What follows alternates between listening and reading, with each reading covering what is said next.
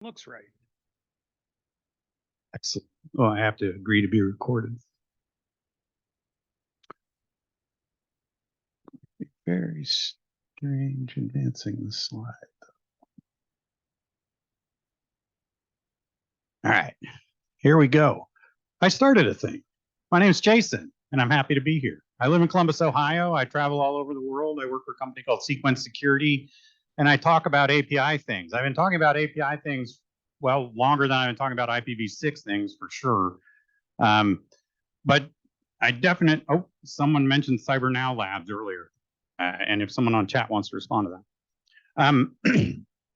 I've spoken at LASCON quite a few times. I've been in Austin quite a few times. And Kate, shout out to Kate Brew. Hey, Kate. She invited me to come speak. It's actually a coin flip between me and Kevin Johnson. Kevin Johnson's he owns a company called Professionally Evil.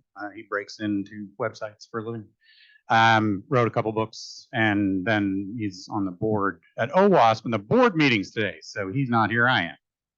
I think you get him in May or something. Anyway, I'm going to talk about very common things that we see. I work for an API security company. I do a lot of research inside of the data that we have at our company, so I can do presentations like this so you can understand what the kind of local attack landscape looks like. And isn't it funny that NIST version 2 actually requires that now? So I've been doing this about 25 years. A really long time ago, I bought a new garage door opener for my house, and I opened it with my laptop. And then I called a friend of mine in California from Ohio, and I opened his garage, and I went, sweet, I got to talk now. And then I went around and I gave that talk, and then I gave another talk about how responsible disclosure is really hard to do. And if you've seen either of those talks, you probably saw them at LASCON. But I recently did a thing on CASA's APIs. What we're finding with a lot of APIs is all of those error messages that we told you to get rid of in websites. I'm here to tell you to get rid of them in APIs too, right? So my CASA disclosure was if I typed in the wrong username, it told me error, bad username. If I typed in the right username but the wrong password, it told me error, bad password. So I could enumerate a list of usernames and passwords pretty quickly, using their APIs, which are built for speed, which is fun. I look around the internet for things like GraphQL playgrounds and Swagger files. We write tools that do stuff like that. Does anybody know what this is? Big fireworks. About 100 feet below this little thing on the bottom that you see sticking up is a submarine. And that submarine let go of a missile, and the missile couldn't figure out which way was up. It's very important for a Trident missile to know which way is up, because that's the direction it needs to go. And so this made a lot of decisions very quickly about which way was up, and none of them were right. And that little mast right there sent it a self-destruct sequence that caused it to explode. But before that, some guy got a really awesome picture.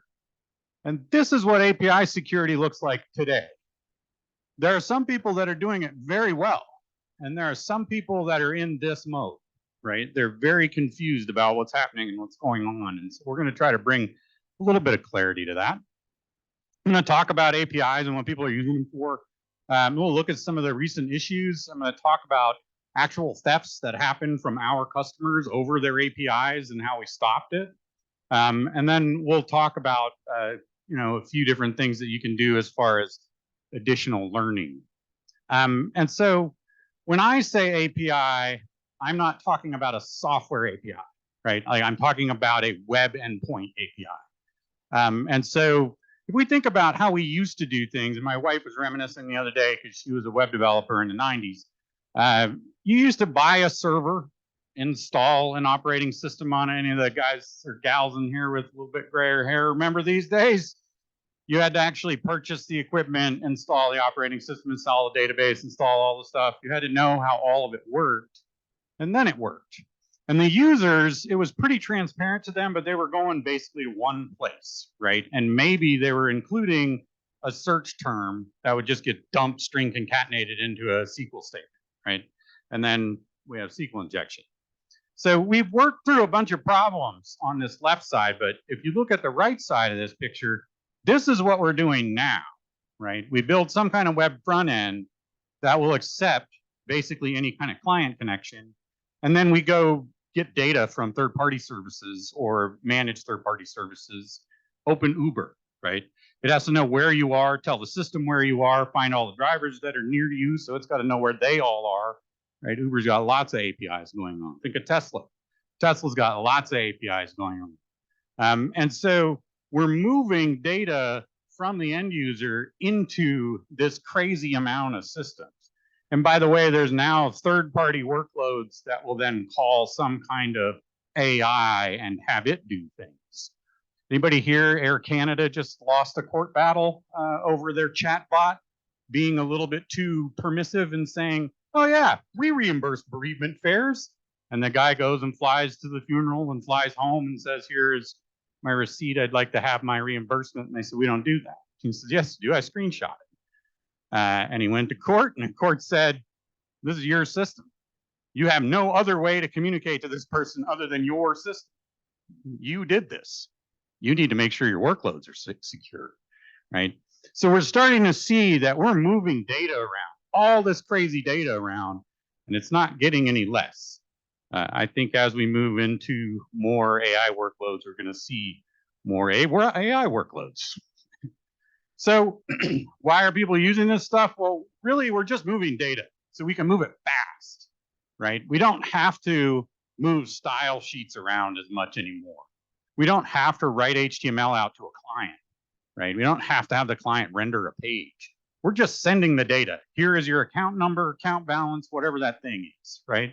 And so these discrete exchanges are allowing for us to accelerate development, and it's allowing for us to find the places where we're vulnerable a little bit faster.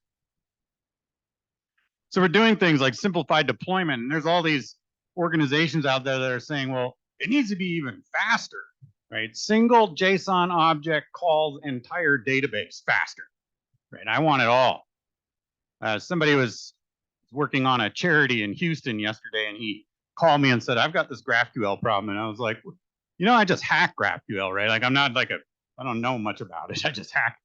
And he's like, I just want to get all this data out. And I looked at his call, and I'm like, your token's wrong. Fixes the token, all the data comes out. And we talked about it for a little while, and I actually brought this screen up in a Zoom with him and explained, you know, sort of how the data is moving back and forth in these GraphQL environments that are either heavily JavaScript written or not. It depends on what you're doing, you know, as far as the front end goes. But that experience layer up there is very little to do with the rest of the things that are happening in there behind it. So APIs are out there. They do a lot of fun things. And there's lots of interesting stories that have happened around APIs. That one with the ChatGPT was just recent. I just read that yesterday. But let's talk about hair care products. Now, I know what you're thinking. When I first got up here, you were like, for sure, this guy's leading with hair care products, right? One of our clients called us and they said, we're seeing this weird activity on one of our API endpoints and we'd like to understand it. And one of our services is, I get curious. It's fun. And so I poked around and I said, well, whoever's attacking you is attacking this endpoint. I gave them the endpoint. And I said, but the weird thing is they're only looking for two things. And they're only looking for them in two places. So in talking to these guys for a little while, this is a public story, so I can say the name, it's Ulta Beauty. I said, what are these two things? And one of them turned out to be something called a hair dryer. Are you guys familiar with this concept? The other one was a curling iron. I also don't know what you do with that. $600, or you can buy them together, it's $800. So that's a lot of money. So what was happening was a smash and grab robbery crew was using their inventory APIs to find out which stores had the items in them so they could run in and steal them. Because you don't want to run in and find out there's none hanging on the shelf. That would be stupid. What you want is to make sure there's stuff there. But when you have a platform that sits in between requesters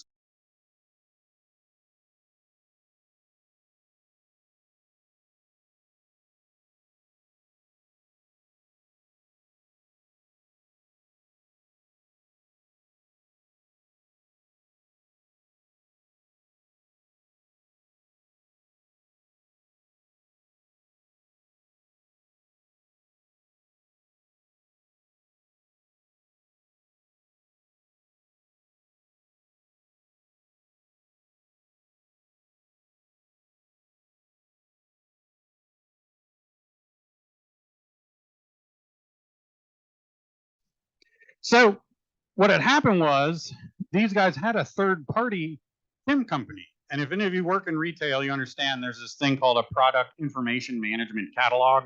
It's the picture, description, whatever of all the stuff. And then you just call those up to the page so that way people can see what they are. And they were using an inventory management product as a third party. And somebody was making a direct call into the third party using their token. So they were being charged for every call, and the charges were going through the roof. And it was a smash and grab robbery team that was causing both the pain of them having to pay for this third party and the pain of having the thing stolen. So we we fixed the glitch. We good? Which screen am I on? It advanced. We did a thing. It's gonna have to call IT people. Pizza. I have a customer that does pizza. They make pizza. They have a bunch of pizza shops that are franchises. And as you know, during the pandemic, a bunch of organizations decided we need to have gift cards so that way we could have revenue come in and keep ourselves afloat. And everybody did this. Pizza shops are no different, and pizza shops have gift cards anyway. And so these guys figured out that they had a API call to see how much was on a gift card. And it was a 16-digit number. It started with a 6. And it looked almost like an Amex card. And if you just iterate through them, eventually you see dollar amounts returned. And they went through and stole about $250,000 worth of pizza through gift cards every year. Free food. It led me down a whole rat hole with a buddy of mine named Aaron, who lives in this free food hacking economy where he's looking at things like when McDonald's says when you sign up, you get a free whatever, and attacking those APIs and, all the fries. It's crazy. Do you guys hear that Mirai botnet is back? And now you can buy some time on it. You don't have to build one yourself. It's a bot as a service. Bots as a service is something that I have to deal with pretty much constantly. Our company started really as a bot management organization. We do things like hype sales, right? So when Yeezys are being sold, or I guess there's some Trump shoes, whatever, right? When the stuff that's really important that needs to be sold right now happens, we sit in front of that and say, that's a bot, and we throw the traffic away. And the Mirai botnet is back, and it's better than ever, which means it's worse than ever, right? If you guys don't remember the Mirai botnet, I'll refresh your memory. I worked at a scanning company at a time. It was a scanner, so we were real interested in it. We reverse engineered it. We found 61 username and password combinations inside of it. Most of them were really common. Admin, 12345, that kind of stuff. And then there were 3 that were like, what is this? Big, long numbers, different kinds of usernames, right? These 3 were very much standoutish. And what they were is they were CCTV cameras that you could buy commercially, and probably like that one had a flaw in them in that you can log in as the admin if you know the admin credential. And so the scanner just ran around the internet, found all these cameras, and then they used it to attack DNS, right? I remember, if you remember, Dyn DNS failing and Down Detector saying the whole internet had died and all this had happened. That was the Mirai botnet. And now you can rent some time on it instead of, having to build your own, which is a lot less fun. This kind of automation comes at a very high pace. This is the kind of stuff that if you have never trained yourself for, you're not used to it and you're not ready for it. My clients that get hit heavy on things like the pizza guys on the Super Bowl, they get hit really hard. That's their big day. That's their Christmas, right? That's the day that they really get piled on. And they got hit by one of these. It was 6 times as much traffic on a Tuesday, just randomly. It was crazy. So really common threads that appear amongst this are things like, I didn't know that API endpoint was there. Things like that API endpoint doesn't have authentication on it. Why? Because we didn't know it was there. CPEs, okay. And the last piece of it is there's usually some piece of really interesting data that hangs out on this. And I'll use an example out of Australia because they're sick of hearing about it and you guys probably haven't heard. is called Optus. Optus is a telephone company in Australia. They own about a third of the market. There's 3 telephone companies in Australia. Each has about a third of the market. TELUS has kind of the biggest share, but really they all have about a third of the market. So 9 million people in Australia means if I can find an API endpoint that I send a phone number into and get back name and address, I can enumerate 3 million people in Australia pretty fast. And this guy figured this out and did it. And then said, oops, I'm sorry, I didn't mean to do that. Which I accidentally hack stuff all the time. Don't worry about it, it happens. But there was a lot of data that was sitting right there in that database, and he pumped it out. He had it in 4 minutes, right? Like in and out. You're not going to notice that. Your alerts are going to go off. People are going to start wondering what's happening. And it's over. It's already over. So some solutions. We're going to talk about that a little bit. We'll look at things like API endpoint discovery to answer that. I didn't know that thing was there. We'll talk about API audits. We'll look at things like authentication, and we'll talk about transactional audits. Should this be going like this? So how many of you are doing API endpoint audits? Probably none of you, but it's an important thing, right? So how many endpoints do you have out there? Well, if you think about it, you've got a login endpoint, and you've probably got a forgot password endpoint. Those are obvious, right? You have Kubernetes, because now you have a /GraphQL endpoint, and you probably don't know that. And there's a bunch of things like that. When you turn them on, you get extra API endpoints. They're just fun, and you get to have them. And they have data sitting behind them. So the reason we do this is we want to look at the stuff that's out there, right? We want to see what we might have as far as our endpoints and what defaults that we have. We all know that default usernames and passwords aren't allowed in things like PCI and NIST and all those boring compliance framework things, but check it out. We do the same thing in APIs. So doing discovery, knowing that you have API dot whatever, or having your staging environment or your development environment available to the internet, right? Those kinds of things increase your attack surface. This is the reason why we think that you should be looking for these things. Find the choke points, right? When you're internal, and figure out where you're sending your data. That way you know where your third-party loads are going out to your LLMs. Anybody here have a policy you're not allowed to use chat or LLMs or any of that? You guys have that policy? Yeah. So I have a good friend that he's the CISO at Abercrombie and Fitch. And one of his board members came to him and said, all right, well, tell me about this ChatGPT thing. What are we doing? And he goes, the better Stack Overflow? Nothing. And his point was, people have been pasting the company's code into the internet for a long time. Stack Overflow and all of those kinds of things have been consuming it. What we need is a better ChatGPT. We need the better way to do this. And I think we're getting there, but we're not quite there. So why do we audit our APIs? Well, we want to know what's traveling across them. Are we sending that IP off to ChatGPT through some kind of API call that we made, right? Those are things that we want to really understand. But we also want to really understand things like, if I look at my V1 login flow, does it have a different pattern? Is it used differently? Does this have SAML on it, for instance? Or is it username password authentication? Now, when we moved to V2, did we gain anything as far as security? Did we suddenly move to SSO or add SSO on this line?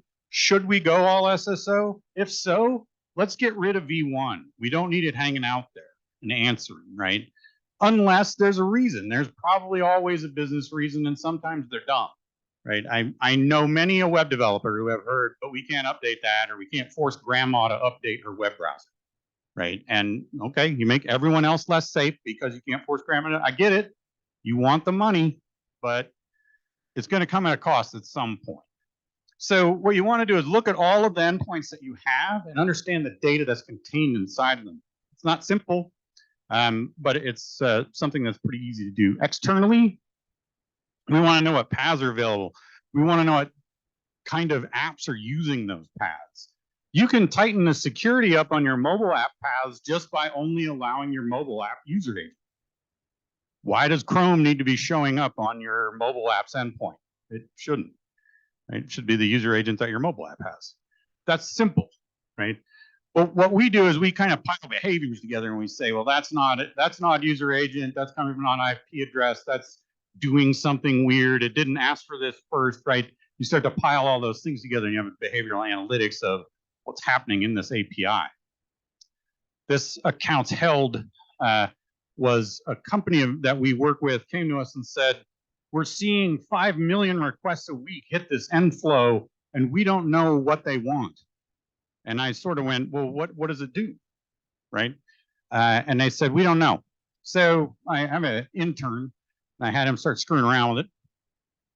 And he goes, well, I built an account on the platform, and if I put my username in here, it tells me that I have no rewards points in 2 programs. And I told that to the development staff, and they went, we bought a company 5 years ago. So this should immediately set you up for an OS moment. We bought a company 5 years ago, and they had a rewards point system, and we had a rewards point system, and we both used emails to log in. So what we would do is when you logged in, we'd figure out how many points you had, and then we just add them together. And I was like, okay, 5 years ago. You do that now? No, like 2 months after we bought them, we did it. We've moved it all, did everything different. It's all different now. I said, well, then why is the endpoint still there? Well, we never took it out. I said, okay. So I asked my intern, how'd they find it? How did we find this endpoint? Because there's not a published document for this. This is a retailer, right? So we took their APK file apart for their mobile app, and there it was. And it had versioned 23 times this endpoint that they weren't aware that they had. This endpoint that gave data that if you typed in a username, you got back, yes, this is a valid username, right? 23 times. That's an odd number.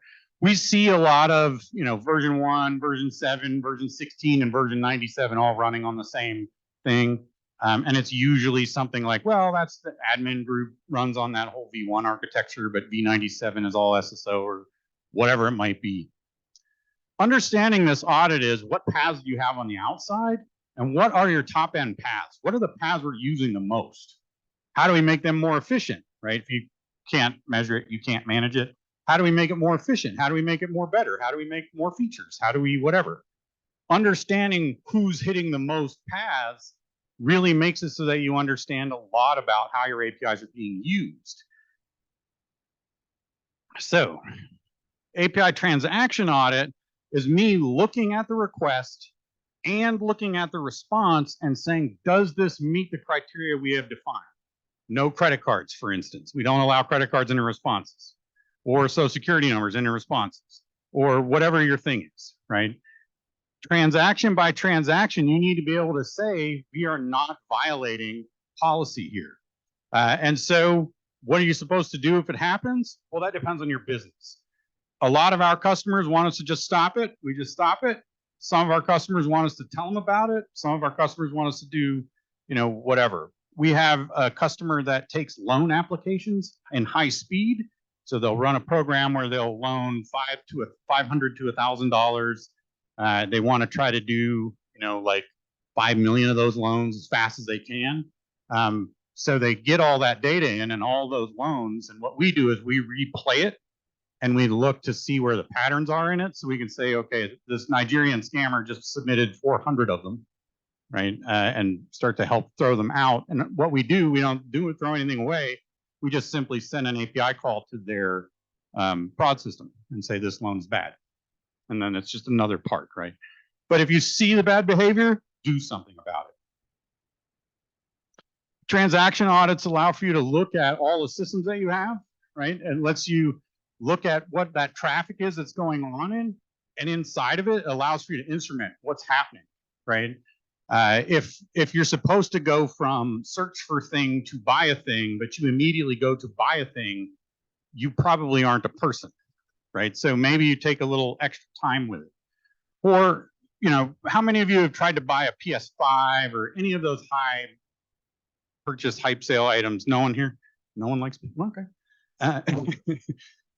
There are some people that buy these things and they want them and they can't buy them because the bots have bought them. But all the bots do is put it in their shopping cart before you do and check out. But the reason they do it is because you search for it. They don't search for it. They figure out what the SKU is and drop it into all of their orders. They're already checking out while you're looking to find the PS5. That's how they win. And so if you understand that this client didn't work through the flow, it's pretty easy to say this is, a bot or somebody who's trying to avoid this in some way. API specs. APIs should have specs. I said that for years and years and years, and I keep saying it because you can use it to train your tools. You can do it to do transaction audits. You can do it to do all this stuff. But the one thing I forgot to say was don't make them public. Because if I can see your spec, then I can understand all of the endpoints that are available, whether or not to be authenticated, right? I understand an awful lot about you. They should be under NDA, sort of as a minimum, or really pay attention to it. But they're often on the endpoint, swagger.json. Even the open API ones are on there. And if you've done an open API server, you got a bunch of Swagger endpoints you probably aren't aware of. That wasn't a good look. I didn't like that look. So how do we avoid making all these mistakes? Well, the thing is, inventory, right? We need an accurate inventory. I don't know a compliance the policy that anyone has written that doesn't start with inventory what you have, but we need a good inventory, good communication between everybody. I was just reading the new NIST framework because big nerd, and if you read the first part about communication, it talks about everyone in your company needs to know their role in security for their company, right? And that's something that NIST is directing. If you follow NIST directives, it's great.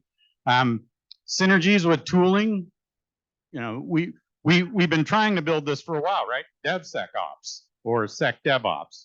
I don't know which one of those is right. I say DevSecOps, but I know Shannon's.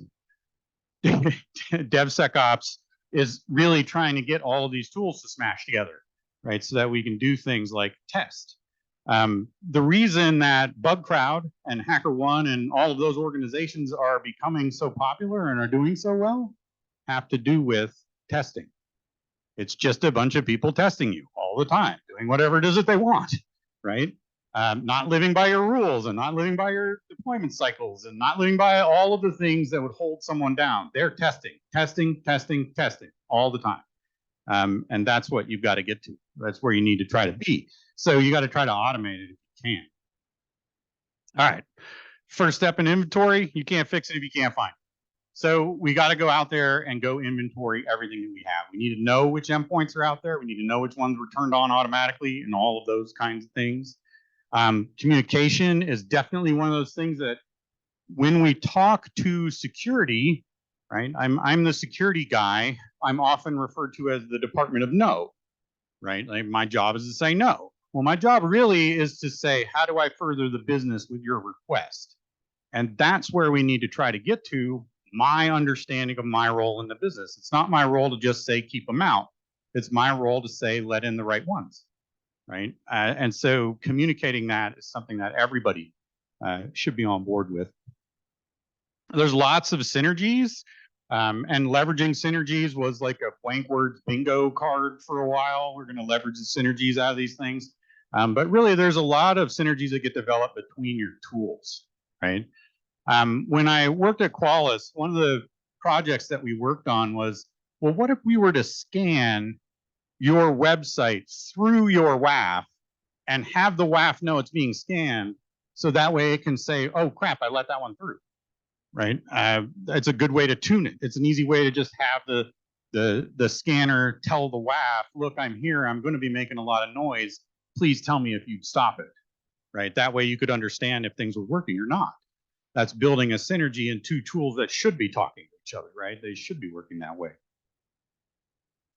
Test the code, test in development, test the staging, test in production, test it. It just should never stop. But here's the thing. You have to have a really good feedback loop for all this testing.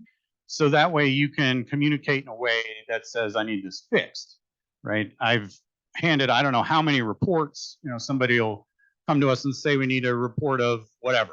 We hand them the report, and then they come to us in 6 months and say, we need the report of whatever. And you hand them the report, and it's the same report, and nothing's changed.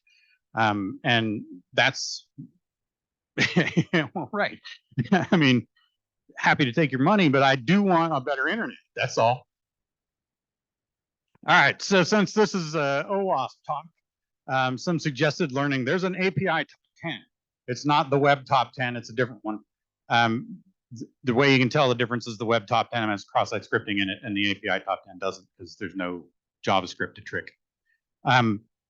Corey Ball wrote a book called Hacking APIs, and I think that it's probably one of the, if not the first, one of the better books that's out there to talk about API security, how APIs are working, and all of that. There's several projects around APIs that OWASP has. There's a cheat sheet for the top 10 that'll help you quite a bit. And then I'm going to plug Kevin Johnson's thing here for a second. Kevin's had a pretty good career, and he's been pretty happy. And he realized a long time ago that the things that he was creating were the things that the rest of the world needed to know. So Secure Ideas, which is his company, they're professionally evil, gives away training. That is to say, it's pay what you can. If you can afford a penny, pay a penny. If you can afford $1, pay $1. But if you need to learn about web security, there's plenty of places that you can go. And Kevin wants to make sure that you have that opportunity, you know, to learn as much as you can. He's a really interesting guy, and as far as, you know, a trainer goes, one of my favorites. I did all my stuff with him. There's apps that you can play with. What's really great about you know, web developers is naming variables. So crappy is the completely ridiculous API. It's a really good application to get your feet wet with understanding API securities and moving through APIs. And Bambis is another one that, you know, it's a platform that has a whole bunch of stuff that you can do right along with it. What I like about these kinds of things is you get to see stuff, right? So I'm building a class, and I don't know if I'm going to have it ready for LastCon, but I'm building sort of a cyber range where you get hit with 5 million attacks. You've got to sort out which ones are the good and which ones are the bad. And so understanding, you know, you have to do things a lot faster in the world of APIs than you normally would. So when you get back to the office, inventory your APIs, find them. Where are they? Who knows where they are? Where are your environments that might be dangerous?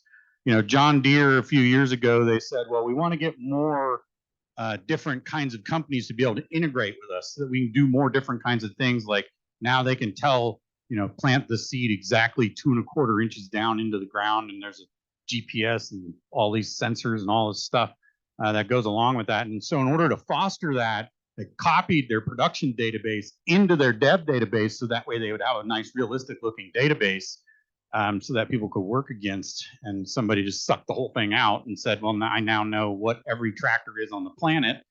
And as we learned when the war in Ukraine first started, you can remotely shut them off. So that's less fun. Find out what you've got out there. You might have bad things. Know where your APIs are. You have to find out what's in them. So APIs are really kind of the new infrastructure that the internet has been built on. We just haven't really, you know, pointed at it and said that yet. But most of the mistakes that we made in the past, we're repeating. Last year, I was saying we're about 2009 for web security as it applies to APIs. If you can remember the attacks that were happening in 2009 for web security, that's about what we were doing. BOLA, like all this stuff that really shouldn't exist, CSRF, you know, kind of things. We're sort of moving forward now into a little bit better ground, but we still have a lot of those kinds of problems out there. There's still a ton of that. So having said all of that, I appreciate your time. And if you have questions, I'd like to stand here and say things when you ask them. Does that mic work? Does it work? I think so. Seems to. Does anybody in the room have questions? He can answer actually there. So you do a lot of stuff with APIs. What are your favorite tools for working, attacking, protecting APIs? Burp.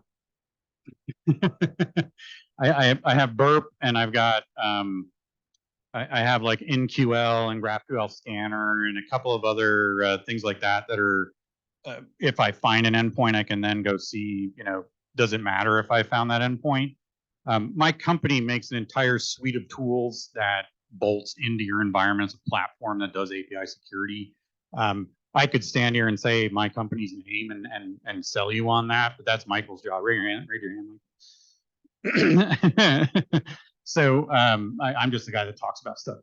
What I think what you need to understand is the tooling that you had for web security that would alert you to maybe a problem or say, hey, you're being scanned or something like that is about 6 times too slow in APIs.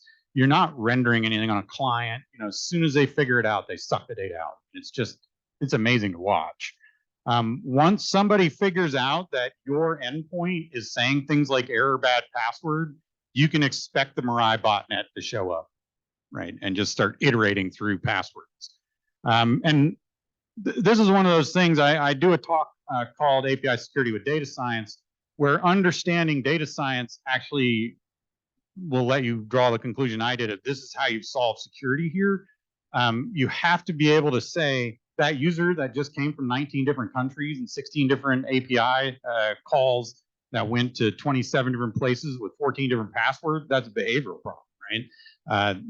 All of that will pass a WAF as long as those IP addresses are good and the user agent's good, right?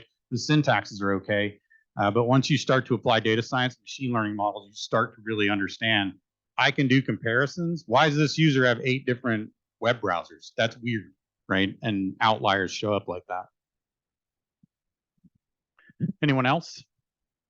And anyone online, you need to come off mute or just type it into chat and I'll try to read it now that I'm actually on chat. Anyone? Nope. Of course, on the other side of the room.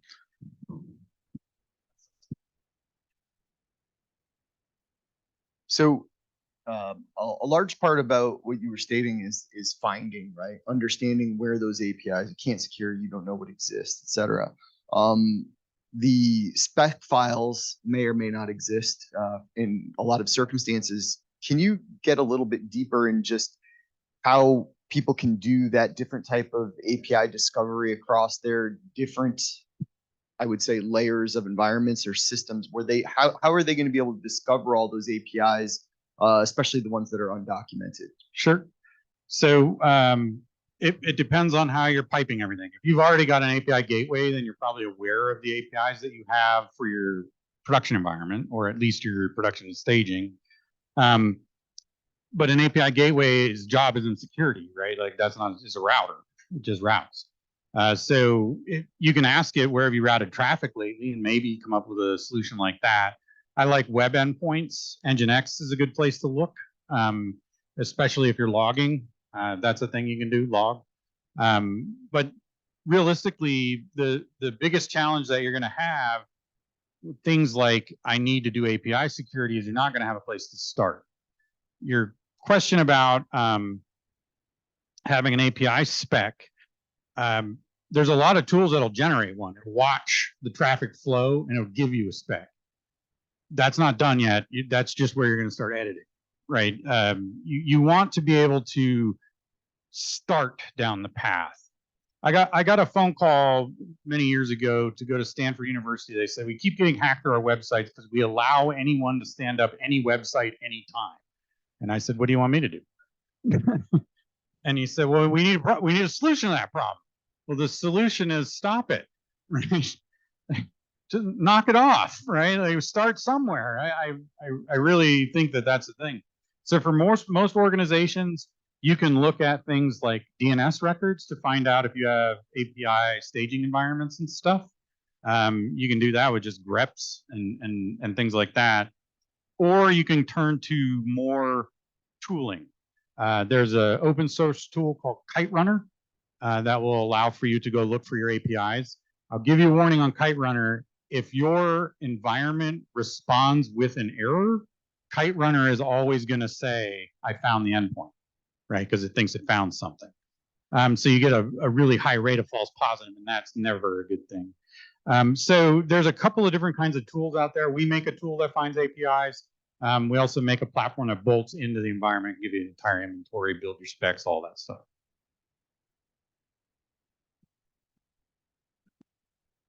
Anyone else? Did you say that was Kite Runner? Kite Runner, yeah. Company that made it is called Asset Note. And if you ever really want to go down a cool rabbit hole, the way they built this tool is they used Google's BigQuery against GitHub and asked it, what are the API endpoints that everyone in the world is developing right now? What are the common names amongst them so that I can go ask if you have? It's a pretty good rabbit hole because I had to stand up a BigQuery environment without a credit card. Then you have to call your kid and say, how do you do this? You know. How do I make a fake credit card that I never want charged? Yeah. Anybody else have questions? Yep. GraphQL. Yeah. Your question was, what was the endpoint that you get when you turn things on, like Kubernetes, you get GraphQL. Right in the GraphQL. There's a book called Black Hat GraphQL. It's a good one. Hey, Jason, this is Kate. I just wanted to thank you. Make sure you know that you knew how grateful we were for you to travel to Austin, Kate. and appreciate you in person very much. Appreciate it. Thanks, Kate. If you guys don't know Kate, she's really fun. She hooked me into speed debates last year, and the debate that ensued was me and Shannon Leitz were very much against each other in this debate, and we just had a ball, and then we went and had a great dinner and stuff afterwards. Kate does a really great job of getting everybody together and finding out who's interested in what, and making sure that we're able to come talk at organizations like this. Takes somebody like Kate. Appreciate you. Speed debates are a great thing at LastCon, and of course it's also at the happy hour time too. So that always helps the speed debates to be a little more vocal and loose, to say the least. Just you need to set the bar up on the stage. I think is really Awfully close. But anyways, is there any other questions, or we're all good here right now? And saying thank you for Jason for doing this stuff. This has been great. Appreciate it, guys. Thanks. And that will conclude our chapter meeting. And thank you all very much for attending, and everybody who's online. Online folks, if you want to, I meant to say this earlier, if you want to announce yourself in the chat along with your email address, therefore I'll get a record of you actually attending the online. But anyways, hopefully see you all next month, and see you at the happy hour if you're here in Austin. Thanks, y'all. Thanks, Kyle. Yeah, that's